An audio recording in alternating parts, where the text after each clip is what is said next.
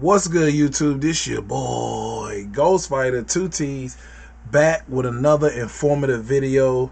And right off the bat, you guys make sure I'm reacting to this video. It's of the LG Ultragear 27-inch gaming monitor. I have it behind me here. You can see with just a push of a finger, you can put it up and down, turn it side to side for gaming. Yes, this bad boy is something serious. It's 1 millisecond GTG, 140 hertz, G-Sync, pivot and height adjustment, HDR LG TV.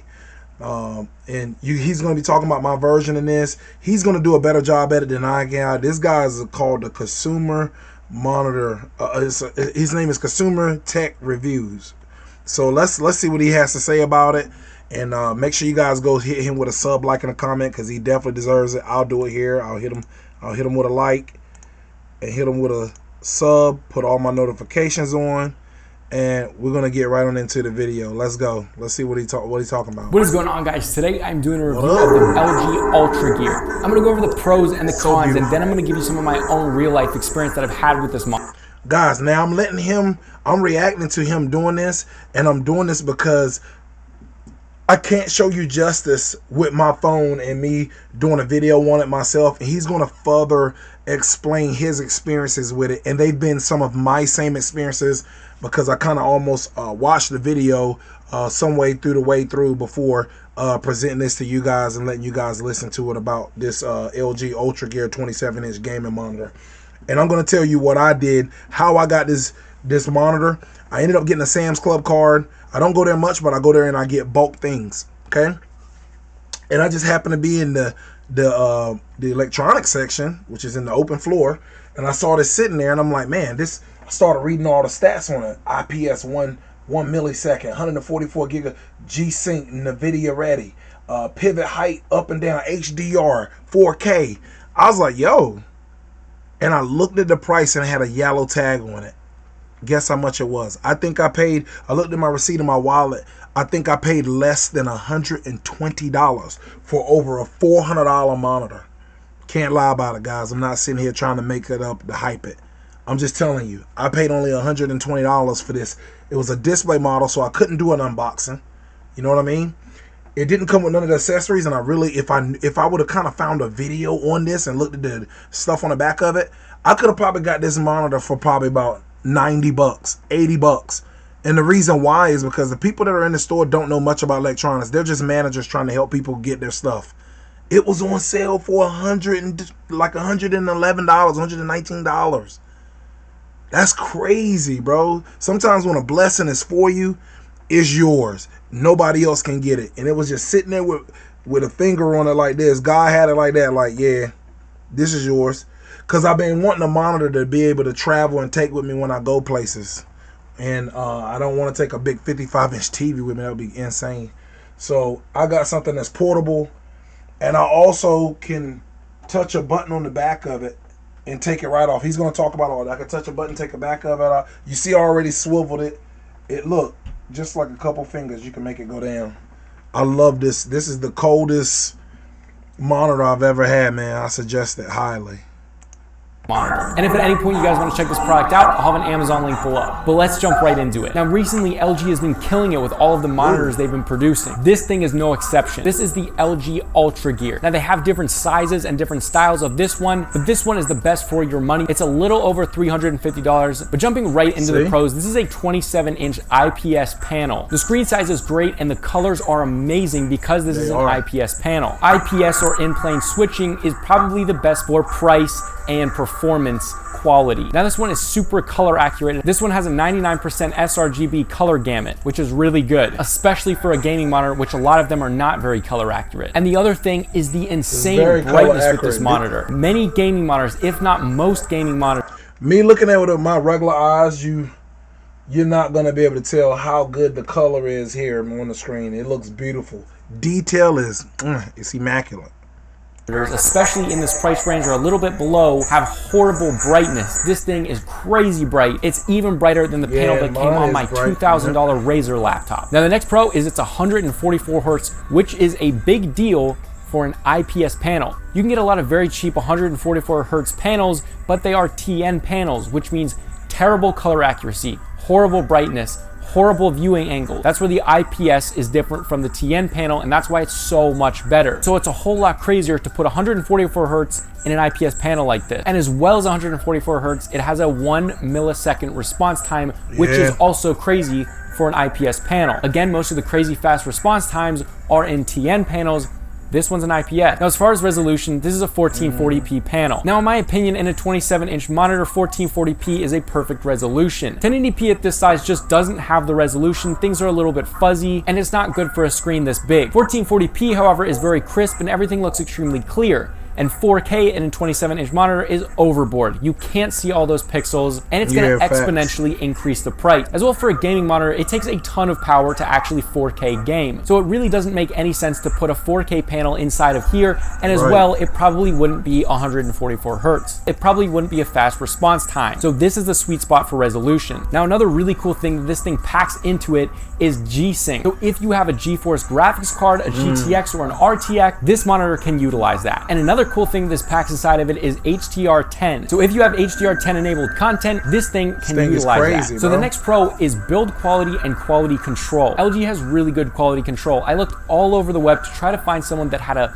lemon or a dud, and there were a few people every now and then, but comparatively to competitors, this thing almost has no lemons or duds, whereas a lot of other ones will have dead pixels in them, backlight bleed, or sometimes they're just cracked when they get shipped to you. LG has really good quality control. Now, moving on to the build quality, it's really good. It also has a lot of really cool accents on it. So on the sides as well as the top, it has that infinity display. So basically not much of a bezel. And then on the bottom, it has a bezel, but it doesn't really look bad. And I kind of like it. And then it has this really cool V-shaped stand with a cylinder coming off of the back. And on the back of the monitor, it has this crazy cool red circle around it. It looks really... Now, what I will say, mine is... My version of this one is newer than this one that he's showing, because he's doing this review.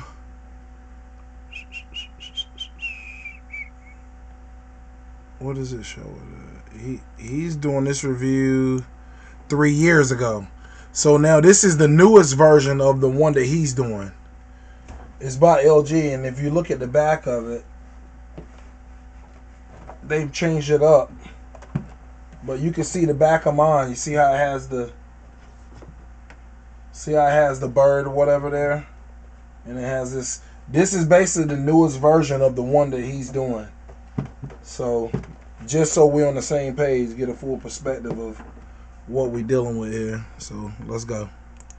Awesome. And to me, that actually looked like a speaker. You can see little holes going through that, but it's actually not a speaker. So if you do want speakers, you are going to have to buy those separately. However, in this price range, we don't expect that. But this thing has tilt adjust, vertical adjust, and it even rotates, so you can even view it in portrait mode if you want to put 3 of these monitors together, if you're completely loaded, or if you're a photographer and you want to edit portraits. This thing's really cool for that, and it's just awesome that it has that customizability inside of it. And as well, with moving it, everything is so easy to use. To actually adjust all of those things, all you do is just turn the monitor, and to adjust the height of the monitor, you just pull down or up on the back of the base, and you don't have to use a lot of pressure. That's what was so crazy to me. They obviously use some sort of hydraulic inside of that makes it super easy to pull up or down. It takes like almost no effort at all. I could use my pinky and push it up. Now the next pro is it comes with a display port cable and an HDMI cable. And that's just a nice thing that they don't cheap out on and don't include in the box. They could have easily not given you that, but they decided to give you that, and that's a testament to LG and their quality. Now to the controls and the menu in the actual monitor. It has a knob on the bottom of the monitor, and I thought it would be kind of hard to just navigate with one knob, but it's actually fairly easy how the menu's set up. You can adjust a lot of the things through this, but one of my favorite things is you can adjust the color profile, which affects brightness and all that stuff. Now you can customize those however you want, but you can use these presets. So they have different sets for RTS, an oversaturated HDR1, which I absolutely love, a ton of different color profiles, and they're just really cool to mess around with. They also have an sRGB one, so if you're editing photos or videos or doing something that you really need color accuracy, it'll adjust brightness and all the color on the screen to match 100% sRGB. Now as well, the last pro is that it actually has vase mount capability, so if you do want to mount this on the wall, you're good to go for that. Now, this monitor packs a ton into it for the price.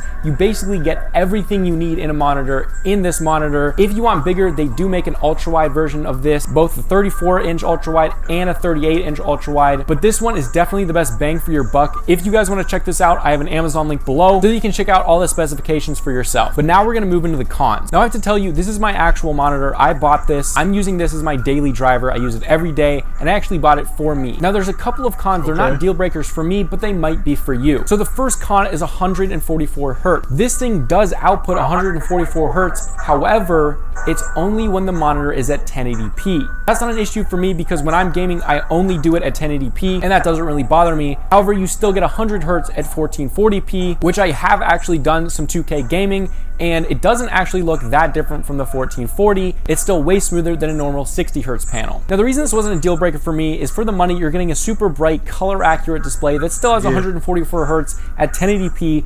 I really enjoyed that, and so when I'm not gaming in 1080p, I'm still using 100 hertz at 1440p, and I like that. It's still smooth to me, and I honestly can't see a huge difference. There is a difference, but it's not huge. So unless you're a very competitive CSGO player that wants to play in 2K, I don't think this is gonna be an issue for you. But if you're someone that needs 144 hertz at 2K, this monitor probably isn't the one for you. Now, another little nitpicky con, but it did kind of irritate me, is when you actually put the stand together, there's only two parts to it. You screw in the V stand to the actual cylinder, and then you clip that into the actual back of the monitor. But to screw in the V part to the actual cylinder, they have it a flathead screw, so you could use a flathead screwdriver to screw that in. But they all right, so that was basically the end of it. He's just talking about cons of little things that he didn't like, and pretty much from what he's talking about, I didn't have to experience this because this is 3 years later, so this is a more upgraded version than the one that he has. This is 3 years later. This is perfected versus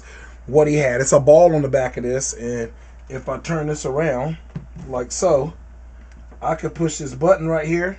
I push down on the button, and then look, it come right off the stand. Okay? So then I could just take and put it back. First you hook the top like so, and you click it back down. Boom. There you have it. It's just as simple. I love this thing. And it pivots back. I could pivot it back at an angle, or I could pivot it straight down at an angle. So yeah, very useful. You can see that the back of it is not like how his is. They did a different design on this one. They perfected it and made it probably stronger, I would imagine. And you just take one finger and you can just move it up and down with just one finger. This is a very nice monitor. I'm very happy. It couldn't be a better experience getting a monitor when I really needed one for traveling. When I go on vacations and stuff with my family, I'm excited to use it. So I hope you guys enjoyed. I had the light off so you can kind of probably just see it a little bit better. This your boy Ghost2T's. Hit me with a sub, like, and a comment. I truly do appreciate you guys and everything that you do for my channel. And we're going to just go from the top from here. We're at the bottom already, so we're going to tippity top. Make sure you hit me with a sub, like, and a comment. And make sure y'all go show that guy some support on his channel. I love you guys. God bless y'all. Until next time, I'm out.